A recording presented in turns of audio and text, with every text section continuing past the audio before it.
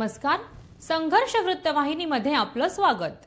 घेऊया ठाणे आणि आसपासच्या परिसरामधील घडणाऱ्या महत्त्वाच्या घडामोडींचा आढावा. महाराष्ट्र राज्याचे उपमुख्यमंत्री शिवसेनेचे मुख्य नेते एकनाथ शिंदे यांच्या मार्गदर्शनाखाली ठाण्यातील किसननगरमध्ये शिवसेना महाराष्ट्र राज्य सचिव व महाराष्ट्र ज्येष्ठ नगरसेवक राम रेपाळे यांच्या प्रयत्नाने बांधण्यात आलेल्या बालगार्डन व अभ्यासिका अंगणवाडीच्या कामाचा शुभारंभ नुकताच शिवसेना महाराष्ट्र राज्य सचिव राम रेपाळे यांच्या शुभहस्ते या कामाचे उद्घाटन करण्यात आले. यावेळी माजी नगरसेवक योगेश जानकर, माजी नगरसेवक दीपक वेदकर, माजी नगरसेविका संध्या मोरे, मृणाल रेपाळे तसेच स्थानिक पदाधिकारी, शिवसैनिक आणि स्थानिक नागरिक मोठ्या संख्येने उपस्थित होते. सदर कार्यक्रमाविषयी माध्यमांशी बोलताना शिवसेनेचे सचिव माजी नगरसेवक राम रेपाळे यांनी अधिक माहिती दिली आहे.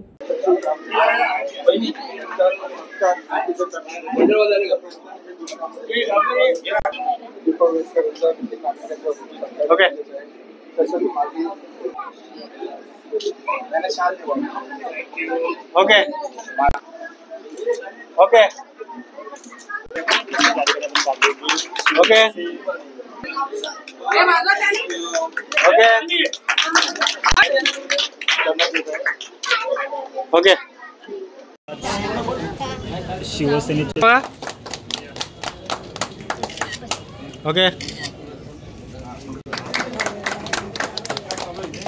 महाराष्ट्र राज्याचे यशस्वी मुख्यमंत्री, विद्यमान उपमुख्यमंत्री यांच्या मार्गदर्शनाखाली या ठाणे महानगरपालिका हद्दीमध्ये आपण बघताय की सातत्याने विकास कामाचे उद्घाटन होत आहेत. जे साहेब मुख्यमंत्री पदावर असताना साहेबांनी जी भरीव निधी ठाणे शहराला दिलेली आहे, म्हणून त्यावेळेला एक घोषवाक्य होतं, मुख्यमंत्र्याचे ठाणे बदलते ठाणे. आणि आपण बघताय की संपूर्ण ठाणे शहरामध्ये एवढ्या वर्षामध्ये जी कामं झाली नाही, ते 2.5 वर्षामध्ये संपूर्ण महाराष्ट्राचा विकास झालेला आहे. मग ठाणे मागे कसं राहील? मग ठाण्याने सुद्धा सगळीकडे समाज उपयोगी लोकार्पण सगळीकडे आपण पाहताय की बालोद्यान याचं नूतनीकरण, त्या बालोद्यानाचं काम आदरणीय एकनाथजी शिंदे साहेब 1997ला नगरसेवक झालेले असताना ते बालोद्यानाचं काम झालं होतं. त्याच्यानंतर आता हे नूतनीकरणाचं काम आम्ही चांगल्या पद्धतीने घेतलेलं आहे. बालोद्यान मित्रमंडळ यांच्या मागणीनुसार त्यांना हवं तसं काम आपण आज पूर्ण करून लोकार्पण केलेलं आहे. त्याचप्रमाणे प्रभाग क्रमांक 18 मध्ये बालवाडीचा खूप मोठा त्रास होता, जे आमच्या अंगणवाडी, तर आमच्या मतदारसंघामध्ये ते आम्ही सर्वसामान्य गोरगरीब जनता आम्ही सगळे राहतो इथे, तर त्यांची ती मुलं कुठे शिकणार, म्हणून आम्ही खूप प्रयत्न करत होतो. आणि मग ही जागा आम्हाला अवेलेबल झाली आणि ही उपलब्ध जागेमध्ये आपण कमी जागेमध्ये चांगली अंगणवाडी अभ्यासिका करण्याचं आम्ही ठरवलं. आणि आपण बघताय की आज त्याचं लोकार्पण होतंय आणि सगळे आपण इकडे बघितल्यानंतर कळेल की लोकांच्या चेहऱ्यावरचा जो आनंद आहे, आपल्या मुलांना शिकण्यासाठी, अभ्यास करण्यासाठी ही जागा उपलब्ध झालेली आहे आणि त्याचंही लोकार्पण आज आपण इथे केलेलं आहे. आणि हे आम्ही आमचं कर्तव्य समजतो की आम्हाला गुरुवर्य धर्मवीर आनंदगे साहेबांनी जे शिकवलं, आदरणीय एकनाथजी शिंदे साहेबांच्या नेतृत्वाखाली आम्ही बाळासाहेबांना, गुरुवर्य धर्मवीर आनंदगे साहेबांना आपली असलेलं काम आम्ही उभं करतोय. आणि आमची ठाणेकर जनता एकदम आनंदात आहे. आणि आदरणीय एकनाथजी शिंदे साहेब यांचं काम आपण बघितलेलं आहे. महाराष्ट्राची जनता, महाराष्ट्राच्या मनातला मुख्यमंत्री कोण असेल तर आदरणीय एकनाथजी शिंदे साहेब. सर्व नागरिकांना आवाहन करण्यात येत आहे की सध्या डासांमार्फत पसरणाऱ्या डेंग्यू या आजाराचा प्रसार रोखण्यासाठी प्रत्येकाने पुढील प्रमाणे कार्यवाही करावी. डेंग्यू आजार एडिस इजिप्ती हा डास चावल्याने होतो. या डासांची पैदास साचलेल्या किंवा साचवलेल्या स्वच्छ पाण्यामध्ये होते. 8 दिवसांपेक्षा जास्त दिवस पाणी उघडे व साचून राहिल्यास त्यात डास अंडी घालतात. अंड्यांच्या अळ्या तयार होऊन पुढे डास तयार होतात. यासाठी आपल्या घरातील पाणीसाठे, उदाहरणार्थ बॅरल्स, पिंपे, टाक्या, हौद, रांजणे इत्यादी दर आठवड्याला रिकामे करून घासून पुसून कोरडे करून पुन्हा भरावे. 1 दिवस कोरडा दिवस म्हणून पाळावा. पाणी साठ्यांना घट्ट झाकणे बसवावीत किंवा जुनी साडी, चादर, धोतर यांनी बांधून झाकून ठेवावीत, म्हणजे डास त्यात जाऊन अंडी घालणार नाहीत. घराच्या गच्चीवर आजूबाजूला अंगणात कोठेही पाणी साचू देऊ नये. भंगार सामान उघड्यावर टाकू नये. उदाहरणार्थ टायर्स, प्लास्टिक सामान, कुंड्या, टाकाऊ वस्तू इत्यादी. अशा सामानात पावसाचे पाणी साठून त्यात डेंग्यूच्या डासांची पैदास होते. घरातील कूलर्स, फ्रीजच्या पाठीमागील ट्रे हे देखील वेळोवेळी कोरडे करावेत. लक्षात ठेवा, नुसत्या फवारणीने डास घनता कमी होत नाही, तर त्यासाठी डास पैदास ठिकाणे नष्ट करणे ही आपल्या सर्वांची जबाबदारी आहे. कोणताही ताप अंगावर न काढता जवळच्या शासकीय रुग्णालयात मोफत औषधोपचार घ्या. अशा प्रकारे नागरिकांनी सहकार्य केल्यास डेंग्यूचा प्रसार रोखणे सहज शक्य आहे.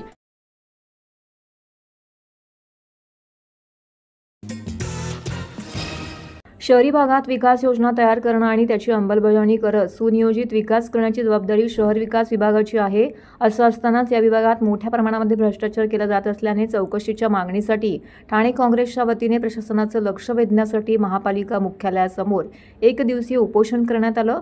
ठाणे महानगरपालिकेत भ्रष्टाचार कसा काय बोकाळला आहे याबाबत विकासक शहर विभागाच्या अधिकाऱ्यांशी संगनमत करत ठाण्याची कशी लूट करत आहेत याची पोलखोल काँग्रेसने केली आहे. यावेळी त्यांनी शहर विकास विभागाचे सहाय्यक संचालक नगर रचना संग्राम कानडे यांची भेट घेत महापालिका बिल्डरांवर मेहरबानी करत सर्व नियमांना बगल देत ठाणेकरांची करत असलेली फसवणूक, येऊर वनपरिक्षेत्रामध्ये दिलेल्या बांधकाम परवानग्या, आरक्षण बदल, TDR घोटाळा, शैक्षणिक भूखंड वाटप घोटाळा, वर्षानुवर्षे एकाच विभागामध्ये कार्यरत असणारे अधिकारी, शहर विकास विभागाने बदललेली आरक्षणे, कायद्याचा गैरवापर, रेंटल हाऊसिंग, PPP तत्वावरती नियमबाह्य केलेल्या परवानग्या, कोर्टात चालू असलेल्या केसेस, अधिकाऱ्यांनी विकासकांना झुकते माप देत त्याच प्रकल्पामध्ये केलेली गुंतवणूक, चुकीचे देत असलेले DP मार्क, UDCPRचा होत असलेला भंग या सगळ्या गोष्टी समोर आणत चौकशी करून कारवाई करण्याची मागणी काँग्रेसचे ठाणे शहर अध्यक्ष विक्रांत चव्हाण यांनी केली आहे. कांदळवनांची कत्तल करणाऱ्या शहर विकास विभागाची चौकशी झालीच पाहिजे. मँगलोरची कत्तल करणाऱ्या शहर विकास विभागाची चौकशी झालीच पाहिजे. मँगलोरची कत्तल करणाऱ्या शहर विकास विभागाची चौकशी झालीच पाहिजे. कोण म्हणता देणार नाही, कोण म्हणतं चौकशी करणार नाही, कोण म्हणतं चौकशी करणार नाही. खिडक्यांमधून गपचूप बघणाऱ्यांची चौकशी झालीच पाहिजे. दरवाजातून गपचूप बघणाऱ्यांची चौकशी झालीच पाहिजे. गेंड्याच्या कातडीच्या अधिकाऱ्यांच्या आणि राजकारण्यांचा भुरका फाडण्यासाठी काँग्रेसचा वाघ सज्ज झालेला आहे. काँग्रेसचा सिंह सज्ज झालेला आहे. शहर विकास विभागातील भ्रष्टाचार काँग्रेस रस्त्यावरती आणून त्यांचा बुरका फाडणार.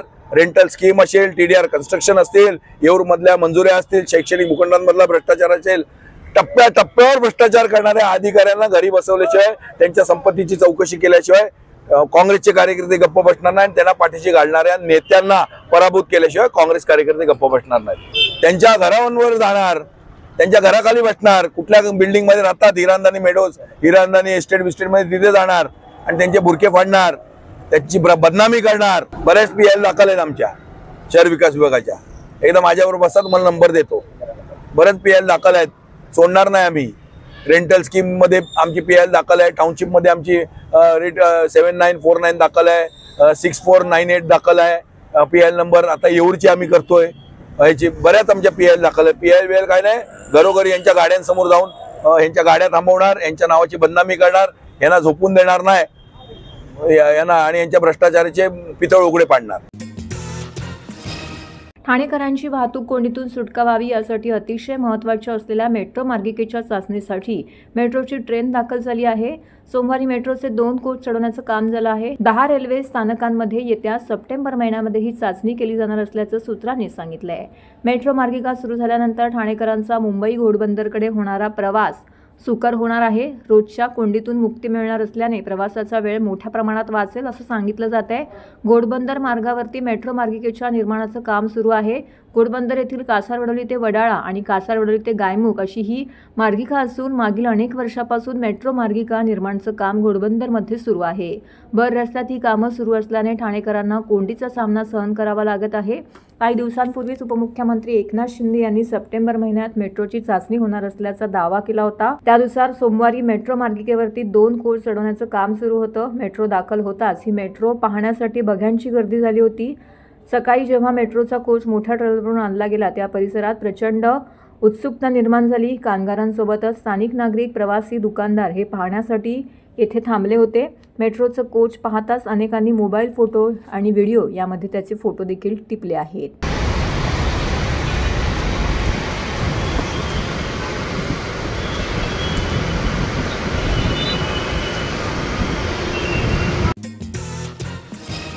मोतीबिंदू हा आजार हजारो ज्येष्ठ, गरीब आणि वंचित घटकांना हळूहळू अंधाराच्या गर्तेत लोटत असला तरी शासनाच्या मोतीबिंदू मुक्त महाराष्ट्र या विशेष मोहिमेमुळे ठाणे जिल्ह्यात हजारो रुग्णांच्या जीवनामध्ये पुन्हा एकदा प्रकाश फुटला आहे.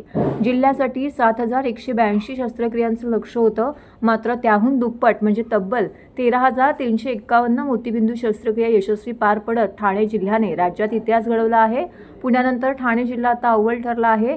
22 जुलै ते 22 ऑगस्ट 2025 या महिन्याच्या मोतीबिंदू मुक्त महाराष्ट्र या विशेष मोहिमेत ठाणे जिल्हा सिव्हिल रुग्णालयासह जिल्ह्यातील सर्व शासकीय रुग्णालये, खासगी रुग्णालये, NGO, ठाणे ॲथलेटिक असोसिएशन, सर्व वैद्यकीय महाविद्यालये या माध्यमांनी खांद्याला खांदा लावून काम केलं आहे. स्वतःची जनजागृती, मोफत तपासण्या, तज्ज्ञ डॉक्टरांचं पथक यांच्या परिश्रमामुळे हजारो रुग्णांनी धैर्याने पुढे येत उपचार करून घेतलेत.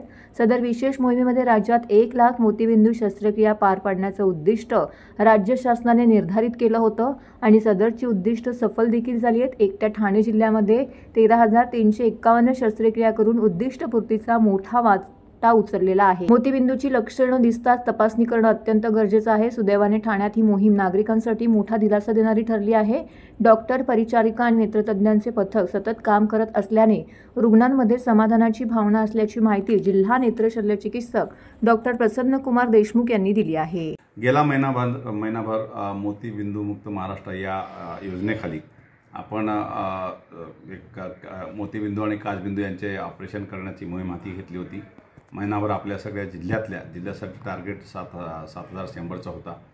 आपल्या जिल्ह्यातल्या सगळ्या संस्था मिळून एकंदरीत सगळ्या हॉस्पिटल्स यांनी मिळून जवळपास 13,500च्या वरती शस्त्रक्रिया केल्यात.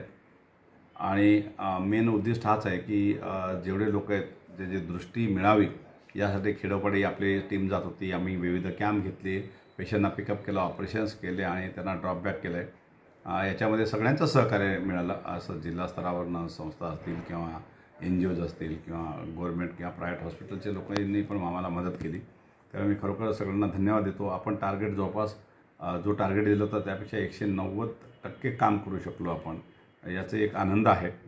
परंतु हे सध्या फक्त मोहिमेसाठीच नाही, आपल्याकडे रेग्युलरली हे ऑपरेशन्स होत राहतात. त्याच्यामुळे पर्टिक्युलर ज्या अंगणवाडी सेविका, ASHA worker, CHO, THO, medical superintendent किंवा मेडिकल ऑफिसर आणि ऑप्थॉल्मिक सर्जन यांचा खूप चांगलं सहकार्य लाभला. परंतु आपली ही जरी मोहीम महिन्याभरासाठी होती तरीही आपली ही चालूच राहते. नेहमीच आपण मोतीबिंदू चे ऑपरेशन्स करत राहतो. विनंती सगळ्यांना हेच आहे की गव्हर्नमेंट हॉस्पिटलला अतिशय जेवढे सरकारी रुग्णालय जिल्ह्यात ना तिथे सेन्सिबल आणि चांगल्या पद्धतीने शस्त्रक्रिया होतात. त्या लोकांपर्यंत ही भावना पोचायला पाहिजे. जास्तीत जास्त लोकांनी, जिल्ह्यातल्या लोकांनी जेवढे सरकारी रुग्णालय आहेत तिथे फायदा करायला पाहिजे, फायदा घ्यायला पाहिजे. ज्यांचं वय 50पेक्षा जास्त आहे आणि दृष्टी थोडीशी क्षीण वाटते त्या लोकांनी तात्काळ चेक करून घ्या. आमचे ऑप्थॉल्मिक ऑफिसर्स विविध ठिकाणी जात असतात, PSCला, RSला, SDSला. तिथे पेशंट चेक करतात, आमचे डॉक्टर त्याला ऑपरेट करतात. परंतु मेन उद्दिष्ट हा आहे की जास्तीत जास्त लोकांनी ऑपरेट करून घ्यावे, जेणेकरून मोतीबिंदू किंवा काचबिंदू पुढे जो येणारा आंधळापणा आहे पुढे तो आपण टाळू शकतो. आणि हे लाभ सगळ्यांनी घ्यावा. आणि हे काम आपलं अविरत चालू असतं. तर जास्तीत जास्त नागरिकांनी याचा लाभ घ्यावा एवढी विनंती करतो आणि धन्यवाद देतो सगळ्यांना. शिवसेना संसदीय पक्षाचे नेते व कल्याण लोकसभा मतदारसंघाचे लोकप्रिय खासदार डॉक्टर श्रीकांत शिंदे यांच्या नेतृत्वावरती विश्वास दाखवत कल्याण डोंबिवली महापालिकेचे मनसेचे माजी नगरसेवक राजन मराठे, माजी नगरसेविका ज्योती मराठे यांनी आज शिवसेनेचे मुख्य नेते राज्याचे उपमुख्यमंत्री एकनाथ शिंदे यांच्या उपस्थितीत शिवसेनेमध्ये प्रवेश केला आहे. त्याचबरोबर ठाणे महानगरपालिकेचे राष्ट्रवादी काँग्रेस शरद पवार गटाचे माजी नगरसेवक बाबाजी पाटील यांनीही शिंदेंच्या उपस्थितीमध्ये शिवसेनेचा धनुष्यबाण हाती घेतलाय। ठाण्यात झालेल्या पक्षप्रवेश सोहळ्याला खासदार डॉक्टर श्रीकांत शिंदे, आमदार राजेश मोरे, शिवसेना सचिव राम रेपाळे उपस्थित होते। उपमुख्यमंत्री शिंदे म्हणाले की खासदार डॉक्टर श्रीकांत शिंदे यांनी कल्याण लोकसभा मतदारसंघात अनेक लोकाभिमुख कामे केली आहेत। कल्याण डोंबिवली महापालिका आणि ठाणे महापालिका या दोन्ही महापालिकांमध्ये मागील अनेक वर्षांमध्ये विकासाची कामं झाली। मागील 2.5 वर्षात मुख्यमंत्री असताना MMRमध्ये विकासाला चालना मिळाली। या कामांमुळे प्रभावित होऊन लोकप्रतिनिधी शिवसेनेत प्रवेश करत आहेत असं ते म्हणाले। महायुतीचा विकासाचा अजेंडा आहे। येत्या स्थानिक स्वराज्य संस्थांच्या निवडणुकांमध्ये महायुतीचाच विजय होईल असा विश्वास उपमुख्यमंत्री शिंदे यांनी व्यक्त केला आहे। कल्याण डोंबिवली महापालिकेतील मनसेचे माजी नगरसेवक राजन मराठे, माजी नगरसेविका ज्योती मराठे, उपशहर अध्यक्ष किशोर कोशिंबीरकर, सुरेश मराठे, रवींद्र बोबडे, संजय तावडे, केतन खानविलकर, सुधीर थोरात यांच्यासह शेकडो पदाधिकाऱ्यांनी शिवसेनेत प्रवेश केला आहे। ठाणे महानगरपालिकेतील राष्ट्रवादी काँग्रेस शरद पवार गटाचे माजी नगरसेवक बाबाजी पाटील, आकाश पाटील यांनी आज उपमुख्यमंत्री शिंदे यांच्या उपस्थितीमध्ये शिवसेनेमध्ये प्रवेश केला आहे। धर्मवीर आनंद दिघे साहेबांचा जिंदाबाद जिंदाबाद शिवसेना जिंदाबाद। प्रमुख लोकांचं, राजन मराठे, बाबाजी पाटील आणि त्यांच्यासोबत आलेल्या सर्वांचं पुन्हा एकदा मी अभिनंदनही करतो, त्यांना शुभेच्छा देतो।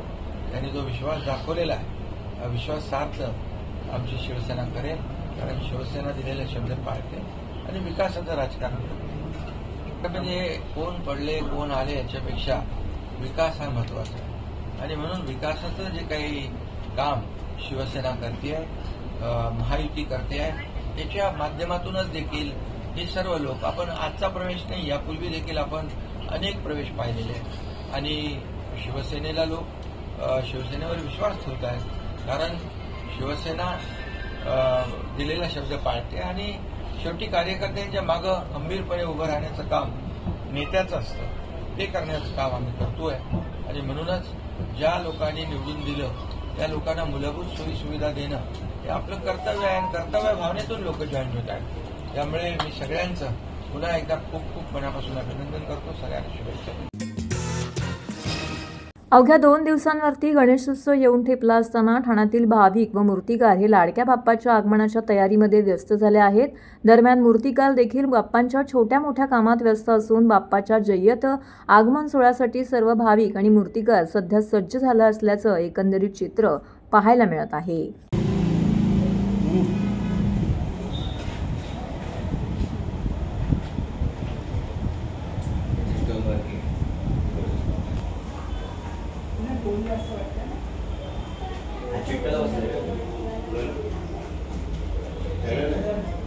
किरण वरचा किरण हा इथूनच जॉईन मध्ये असं बघायला मागे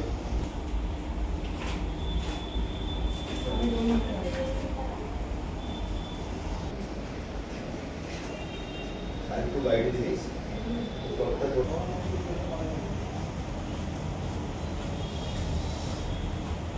इंदळेकर, माझ्या वडिलांची कार्यशाळा आहे आणि मी लहानपणापासून इथे गणपतीच्या सेवेसाठी असते आणि खूप छान वाटतं। तिला सोनेरी ज्वेलरी रंगवणं वगैरे ते काम करते आणि त्याचे वस्त्र रंगवणं वगैरे मला छान वाटतं। गेल्या 2 वर्षापासून मी इकडे मदत करायला येते। मी 11th स्टुडंट आहे, कॉलेजला जाऊन मग इकडे मी मदत करायला येते। नमस्कार, माझं नाव आदित्य इंदळेकर। माझी 3री पिढी या शेतात काम करते। शाडू मातीच्या मूर्त्या आम्ही बनवतो। आता 2 दिवस झाले पावसामुळे थोडासा मला त्रास झाला आहे, पण काम अंतिम टप्प्यात आहे आमचं। आणि लोकांनी यावर्षी शाडू मातीला जास्त पसंती दिली आहे। मूर्त्या शाडू मातीच्या म्हणजे मागणी जास्त आहे, आम्हाला पूर्ण करता आली नाही यावर्षी, पण नेक्स्ट इयर आम्ही प्रयत्न करू जास्तीत जास्त लोकांना मूर्त्या देण्याचा। आत्ता सध्या ते ह्या लवकर पाण्यात विरघळतात, त्याच्यामुळे लोकांना ह्या हवं आहे मूर्त्या, पण मार्केटमध्ये आता आपल्याकडे कमी प्रमाणात आहेत शाडू मातीच्या मूर्त्या, मिळत नाही आहे जास्त। त्याच्यामुळे अचानक पाऊस आल्यामुळे काही कलर वाळायला पण आम्हाला त्रास झाला, वर्कर्सना त्रास झाला जास्त प्रमाणात। कलर वाळ्यात सुकत नव्हते आमचे जास्त, त्याच्यामुळे काम डिले झालं, थोडंसं जागून काम करावं लागलं, वर्कर्स वाढवायला लागले।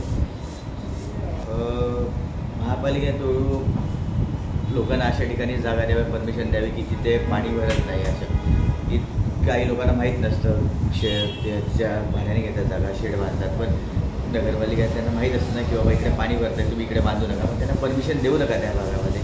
पण ते मूर्तिकारांचं पण नुकसान होणार नाही. मूर्तिकारांनी माती त्यांना भेटली आहे, तर ते मातीमुळे फायदा झाला आहे त्याचा. पण जागा आम्हाला हवी आहे तशी नगरपालिकेकडनं मिळत नाही आहे.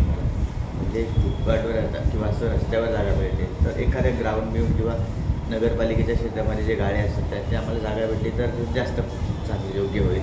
की शेड बांधणं खूप रिस्क असतं. आता परवाच्याच पावसामुळे पाऊस एवढा होता काही कळलं नाही, त्याच्यामुळे पाणी पडलं शेड बांधणं तर त्याचं नुकसान पण होतं. तरी आमच्याकडे यावर्षी तरी 60-70% फरक पडला आहे मला. म्हणजे शाडूच्या मूर्तीच हव्या आहेत लोकांना.